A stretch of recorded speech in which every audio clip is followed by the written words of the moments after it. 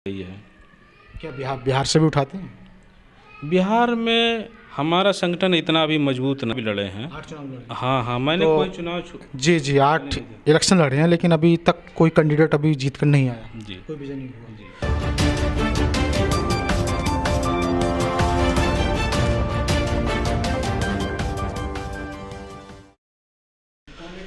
नमस्कार, मैं सुबोध कुमार, आप देख रहे हैं खबर बुद्धा टाइम्स। और आज मैं यहाँ उपस्थित हूँ गाज़ियाबाद में, और मेरे साथ उपस्थित हैं ये बहुजन क्रांति पार्टी के अध्यक्ष।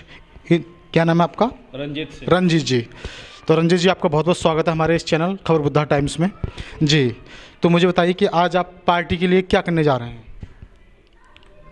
आज पार्टी की तरफ से सघन सदस्यता अभियान की शुरुआत की जा रही है। ये जनपद गाज़ियाबाद के वार्ड सुदामा नगर के लाल क्वार्टर से शुरुआत की जा रही है। यहाँ पे चुनाव लड़ने वाले प्रत्याशी के साथ में हम घर घर जाएंगे। वहाँ पे प्रत्येक व्यक्ति से वोटों की समीक्षा करेंगे, उनके जो भी नाम गलत होंगे उसका सुधार करेंगे। जो नए 18 वर्ष से अधिक आयु हुए हैं उनका वोट बनाएंगे। साथ ही साथ उनकी जो भी समस्याएं हैं वो भी हम पूछेंगे, उससे निराकरण के लिए हम प्रयास करेंगे। जी, मुझे बताइए, जैसे कि पार्टी का नाम है बहुजन क्रांति, तो कुछ जैसे शायद पार्टी अभी कुछ समय में ही बनी है, तो क्या कितने साल हो गए इसको बने हुए? लगभग हो गए 8 वर्ष हो गए। 8 वर्ष हो गए। जी जी जी। तो आपकी कितने साल से ये इलेक्शन में मतलब अपनी कैंडिडेट खड़ी कर रही है पार्टी? कितना समय हो गया? पार्टी का रजिस्ट्रेशन भारत निर्वाचन आयोग ने जब किया था, हम तब से लगातार चुनाव लड़े। सबसे पहला हमने लड़ा लोकसभा का चुनाव लखनऊ से लड़ा, लखनऊ का उपचुनाव लड़ा, बिहार के हमने काफ़ी चुनाव लड़े। अच्छा, और उत्तर जी लोकसभा आपने पार्टी की तरफ से चुनाव लड़ा था, तो उसमें कितने कैंडिडेट आपकी जीत कर आए थे? कितनी सीटें आई थी? अभी तक हमारा कोई प्रत्याशी विजय नहीं हुआ। अच्छा, विजय नहीं हुआ है। अब मुझे ये बताइए, जैसे कि आपका कोई प्रत्याशी अभी विजय नहीं हुआ है, तो आपने जो पार्टी का गठन हुआ था, तो इस पार्टी गठन करने का उद्देश्य क्या था? जैसा कि पार्टी के नाम में इसका उद्देश्य छुपा है, बहुजन जो सर्वहारा वर्ग है, क्रांति उसे कहते हैं जो बहुत बड़े परिवर्तन को, और उसे संगठन को पार्टी कहते हैं। आज पूरे देश का जो सर्वहारा वर्ग है परेशान है, पीड़ित है, हर जगह से उसके रोजगार की समस्याएं हैं। उन सबको जब तक हम सत्ता में नहीं पहुंचेंगे, उनके हित का कानून नहीं बना पाएंगे, तब तक हम उन्हें उचित जो मार्गदर्शन है जी। अभी आप जैसे कह रहे हैं कि जो चुनाव प्रत्याशी हैं, चुनाव के लिए मतलब जा रहे हैं वोटिंग के लिए, तो अभी कहाँ के इलेक्शन के लिए? जैसे कि अभी यहाँ अगर बात करें यूपी में तो कोई इलेक्शन है नहीं, तो कहाँ के इलेक्शन के लिए आप तैयारी कर रहे हैं? कौन से इलेक्शन? पार्टी अभी से तैयारी कर रही है। जो विधानसभा के चुनाव हैं या नगर निगम के चुनाव हैं, उनके जनता घर घर जा रही है, उनसे संपर्क बना रही है, उनके नए वोट बनाने का अभियान है, वोटों में सुधार करने का अभियान है, उनकी समस्याओं से रूबरू होने का हमारा अभियान है। और पार्टी ज़्यादा से ज़्यादा इस अभियान में ज़्यादा हम सदस्य बनाएंगे। जी जी जी। अच्छा, मुझे एक चीज़ बताइए, आपने जैसे कहा था कि 8 वर्ष हो गए पार्टी को, तो 8 साल में कितने बार चुनाव लड़ी है? जैसे अगर देखा जाए तो कितने बार इलेक्शन लड़ी? लगभग 8 ही हमने चुनाव भी लड़े हैं। 8 चुनाव लड़े। हाँ हाँ, मैंने कोई चुनाव जी जी 8 इलेक्शन लड़े हैं, लेकिन अभी तक कोई कैंडिडेट अभी जीत कर नहीं आया। जी, कोई विजय नहीं हुआ। जी। तो आप कह रहे थे कि जैसे कि बहुजनों में परिवर्तन लेके आना है, उनके हक अधिकार दिलाना है, लेकिन जैसे 8 वर्ष हो गए लेकिन अभी कोई रेस्पॉन्स नहीं आ रहा, तो आगे आपको क्या लगता है? क्योंकि अभी तक और बहुत सारी पार्टियाँ बनी हुई हैं। आप देख रहे हैं कि आपका पीपल्स पार्टी ऑफ इंडिया है, बहुजन मुक्ति भी पार्टी है, इधर आपने पार्टी बनाई है, तो इससे क्या है, इससे क्या संदेश जाता है बहुजन समाज के लिए? क्या संदेश जाता है इस? जैसा कि भगवान बुद्ध बाबा साहब ने जो दर्शन और जो नीतियाँ बनाई हैं, उन पे अभी जितनी पार्टियां हैं वो उस पर काम नहीं कर रही हैं, या काम कर रही हैं तो उसमें कुछ अपनी तरफ से जोड़ के कर रही हैं। तो बहुजन क्रांति पार्टी इस अभियान को लेके जा रही है। सबसे बड़ी समस्या आर्थिक विषमता देश में। बाबा साहब ने सन 1948 में आर्थिक विषमता के विषय में बताया था। इसके लिए उन्होंने भूमि, उद्योग, उत्पादन के साधनों को राष्ट्रीयकरण की भी बात कही थी, और वो आज तक किसी पार्टी ने नहीं उठाई है। बहुजन क्रांति पार्टी उस अभियान को भी शुरुआत करेगी और आर्थिक विषमता को ख़त्म करने का प्रयास करेगी। अच्छा, मुझे एक चीज़ और लास्ट सवाल मुझे ये बताइए कि जैसे बहुत सारी पार्टियां हैं, आपको शायद पता होगा कि बसपा बहुजन समाज पार्टी है, जो कि एक बड़ी पार्टी है यूपी के अंदर भी, और लोकसभा के इलेक्शन भी लड़ा था उसने। तो अगर बहुजन समाज पार्टी है तो फिर ये नई पार्टी बनाने की ज़रूरत क्यों पड़ी? इससे अलग हटके हैं पार्टी के उद्देश्य, किस उद्देश्य से पार्टी बनाने की ज़रूरत पड़ी? जी, भगवान बुद्ध और बाबा साहब भीमराव अम्बेडकर ने समाज को जाति विहीन, वर्ग विहीन समाज की बात कही थी। इसके बिना कोई भी सर्वहारा की पार्टी केंद्रीय सत्ता में नहीं पहुंच सकती। जातियां किसी राज्य में कहीं निम्न हैं, कहीं श्रेष्ठ हैं, और जैसा कि आप सब जानते हैं, बहुजन समाज पार्टी की नीतियां जाति को लेकर है, जाति की संगठन बनाते हैं। ये तो ना भगवान बुद्ध ने कहा, ना बाबा साहब भीमराव ने कहा। इन्होंने कहा था जाति विहीन, वर्ग विहीन समाज बनाइए। ये कई कारण हैं, इनको लेकर बहुजन क्रांति पार्टी की उत्पत्ति हुई और बहुजन क्रांति पार्टी समाज में आ रही है। अच्छा, मुझे एक चीज़ बताइए कि जैसे आपकी पार्टी भी है और भी पार्टियां बनी हुई हैं, ठीक है, और एक तरफ बसपा बहुजन समाज पार्टी भी है, क्या इस तरह से अलग अलग पार्टी बना के क्या समाज एक इकट्ठा हो पाएगा, या फिर बहुजन सत्ता आ पाएगी इस तरह से, अगर इस तरह से पार्टी बना के? हर पार्टी की अपनी अपनी नीति होती हैं, और उन नीतियों को लेकर जनता के पास पार्टियां जाती हैं। उन नीतियों को जनता समझती है, और जनता ये जानती है कि ये हमारे हितकर है, लाभकारी है, हमारा इससे विकास होगा, हमारे लोग सत्ता में पहुंचेंगे।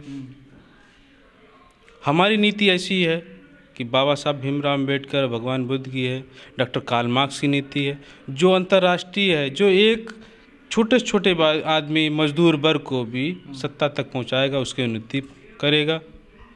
ये सर्वविदित है। आज जब हमने पार्टी की शुरुआत की थी, तब हमारे पास मात्र मुट्ठी भर लोग थे। आज हमारे पास 50,000 सदस्य, दिन प्रतिदिन सैकड़ों लोग हमारी पार्टी से सत्ता ग्रहण कर रहे हैं, हमारी नीतियों से प्रभावित होकर। अच्छा, मुझे ये बताइए एक सवाल कि आपने कहा था कि जन जन तक मतलब हम पहुंच रहे हैं और सदस्यों की संख्या बढ़ रही है, और हमारी नीति मतलब बाबा साहब और बुद्ध से रिलेटेड हैं, संबंधित हैं। तो लेकिन मुझे ये लास्ट सवाल मेरा यही है आपसे कि जैसे कि आपने कहा था 8 साल से फिर अभी एक भी कैंडिडेट आया क्यों नहीं? क्या कमी रह गई आपके अंदर? कमी रह गई या फिर पार्टी के अंदर, या फिर आप लोगों से जनसंपर्क नहीं कर पा रहे? क्या रीज़न है इसका नहीं आने का? आपने जितनी कमियां दी वो सभी थीं, और संगठन बनाने में भी लोगों को समझाने में काफ़ी वक्त लगा। जब कोई नई चीज़ आती है उसमें समय लगता है। अब जितनी जो पार्टियां हैं, जैसे सपा, बसपा, अन्य जो हैं, इनकी नीतियां, भगवान बुद्ध अम्बेडकर की जो नीतियां थी उसमें इन्होंने काफ़ी मिलावट की। अब मिलावट को नए सिरे से उन्हें बताना तो काफ़ी समय लगा लोगों को समझाने में। अब जब हम शुरुआत की थी काफ़ी कम लोग थे, आज हमारे पास काफ़ी हज़ारों सदस्य हैं, हज़ारों संख्या में लोग हैं, हमारी नीतियों को समझ रहे हैं, और बहुत जल्दी हम सत्ता में आने वाले हैं। जी, बहुत जल्द। अच्छा, मुझे एक चीज़ बताइए कि जैसे कि छोटी छोटी पार्टियां बनती हैं, सपोज करो एक तरफ बीजेपी है और दूसरी तरफ क्या है, छोटी छोटी अगर पार्टियां, तो बीजेपी की वोट कट सकते हैं। इसी तरह से हमारी बहुजन समाज के अंदर क्या है, छोटी छोटी पार्टियां हैं, समाज बिखरा हुआ है। तो क्या इस तरह से कि आप सत्ता में पहुंच सकते हैं कि जैसे मान लिया आपकी पार्टी बनी, अब दूसरी एक पार्टी और बन गई, तो वो भी उधर से ही वोट कटिंग होगी, कोई तीसरी पार्टी और बन गई, वो भी वोट कटिंग होगी, कोई भी सत्ता में नहीं पहुँच पाएगा। तो अभी जैसे 8 साल लगे, हो सकता है कि 6-7 साल और लगे, लेकिन 6-7 साल के बाद तो पता नहीं कि पूरा हो सकता है दूसरी जो पार्टियाँ हैं, दलित विरोधी या वर्तमान सरकार है, आपके लिए वो भी नहीं छोड़े, तो क्या होगा? ऐसा मतलब अधिकार रह पाएंगे जब तक आप वेट करोगे जब तक? जैसा कि कोई भी चीज़, चाहे राजनीतिक दल हो, कोई शुरुआत जब होता है तो बहुत छोटा होता है, निम्न होते हैं, कुछ गिने चुने लोग होते हैं, फिर वो अपनी नीतियों को लेकर पहुंचते हैं। जैसे आपने भारतीय जनता पार्टी या अन्य पार्टी के विषय में बताया है, आप जानते हैं कि जब इनकी शुरुआत हुई थी तब बहुत मुट्ठी पर लोग थे। लोकसभा में 2 ही उनके एमपी थे। आज आप देख रहे हैं बोर्ड बहुमत में हैं। नहीं, एक चीज़ मैं बताऊंगा, जिस दिन बसपा की शुरुआत हुई थी उस दिन से क्या है कि 1 या 2 कैंडिडेट जीत के आए थे, शायद आप जानते हैं। भाजपा की मैं बात कर रहा हूँ। अच्छा, भाजपा की बात कर रहे हैं ना। अच्छा, आप बसपा की बात कर रहे हैं। सन 1984 में 14 अप्रैल को बसपा का गठन हुआ था। तब समाज में लोग बहुत हे दृष्टि से देखते थे। आज इससे पहले आप देख रहे सरकार भी रह चुकी है, तो हर पार्टी अपना अपने नीति को लेके आती है, जनता उसे लाइक पसंद करती है। पसंद करने के बाद वो धीरे धीरे लोग सदस्य बढ़ते जाते हैं, वो सत्ता में आ जाएगी। जी जी जी। अच्छा, मुझे एक चीज़ बताइए, आप जैसा अभी तक आपकी पार्टी ने कुछ कौन कौन से सामाजिक कार्य किए? हमने लगभग 65 गरीब लड़कियों की शादी कराई है, और विशेष रूप से हमारी पार्टी जनहित समस्या निवारण कार्यक्रम से जुड़ी रहती है। जो भी समस्याएं हैं, चाहे किसी भी क्षेत्र की हो, जनता की समस्या हो, शासन प्रशासन समस्या हो, हम लोग वोट पे कम राजनीति करते हैं, जनता की समस्याओं पे ज़्यादा ध्यान देते हैं। किसी प्रकार की कोई समस्या आए, हम उसके लिए काम करते हैं, और इसीलिए हमारी पहचान बनी हुई है। जैसे कि हफ्ते में 1 या 2 वीडियो आते हैं, आप देखते होंगे, महीने में काफ़ी ज़्यादा आ जाते हैं, जो बहुजन समाज पर अत्याचार की वीडियो हैं, चाहे वो बिहार हो, यूपी हो, हरियाणा हो, राजस्थान हो, हर जगह से आते हैं। तो आपकी पार्टी ने अब तक कितने उन लोगों के मतलब के लिए आवाज़ उठाई है, कितने लोगों के लिए आवाज़ उठाई?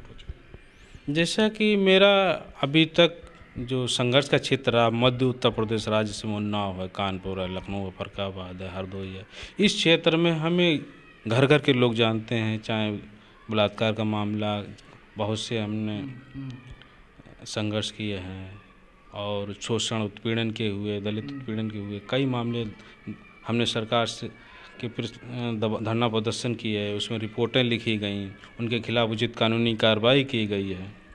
क्या बिहार से भी उठाते हैं?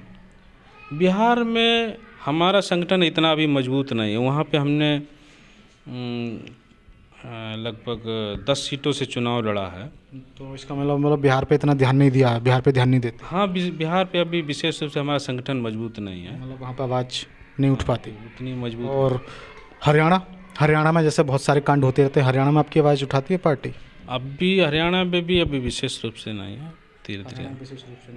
मगर जो भी हमारे पास समस्या किसी प्रकार से आ जाए, हमारे सदस्य के माध्यम से, किसी माध्यम से आ जाए, हम उसे लेके उस पर संज्ञान लेते हैं और उचित कानूनी कार्रवाई करते हैं। चाहे इसके लिए हमें धरना प्रदर्शन करना पड़े या अन्य किसी प्रकार का आंदोलन करना पड़े, हम उसके लिए तैयार रहेंगे। आप कुछ कहेंगे पार्टी के लिए? आपका नाम क्या है? एजाज फारूकी, मैं दिल्ली प्रदेश अध्यक्ष हूँ। और हमारा अपना मानना है कि जो बहुजन लोग हैं उनके लिए किसी पार्टी ने काम नहीं किया, चाहे वो बीजेपी हो, कांग्रेस हो, एसपी हो, बीएसपी हो, सिर्फ नाम लिया, उन्होंने काम नहीं किया। और हमारा मानना है कि हम सब मिलके उसको सुधार करें और उसके लिए काम करें, जैसे तरीके से पीड़ित हो। जी, अभी आपने कहा था कि काम नहीं किया है, तो जो जैसे कि वो चाहे एसपी हो चाहे बीएसपी हो, उन्होंने काम नहीं किया, लेकिन आपकी पार्टी क्या काम करना चाहती है? जो बचे काम हैं उनके, जो बहुत ज़्यादा दुखी हैं, चाहे वो किसी स्टेट में हो, बिहार में हो, दिल्ली में हो, उत्तर प्रदेश में हो, जहाँ तक हमारी पार्टी अभी बढ़ी है आगे, उस क्षेत्र के किसी भी समस्या में अगर आती है बहुजनों लोगों या इन लोगों के साथ, तो हम उनके साथ खड़े हैं। जी जी जी। तो किस तरह के कार्य करना चाहती है? मतलब सामाजिक कार्य किस तरह के, जैसे कि कहीं कुछ बनवाना या क्या, कौन सी फील्ड से किस तरह के कार्य करना चाहती है? हर फील्ड से। जैसे अभी देखिए, ये लाल क्वार्टर में सबसे बड़ी सीवर की समस्या है, जो आज तक इतने दिनों से हमारे साथ रोज़ दौड़ रहे हैं, लेकिन अभी उनका कोई सुनवाई नहीं हुआ।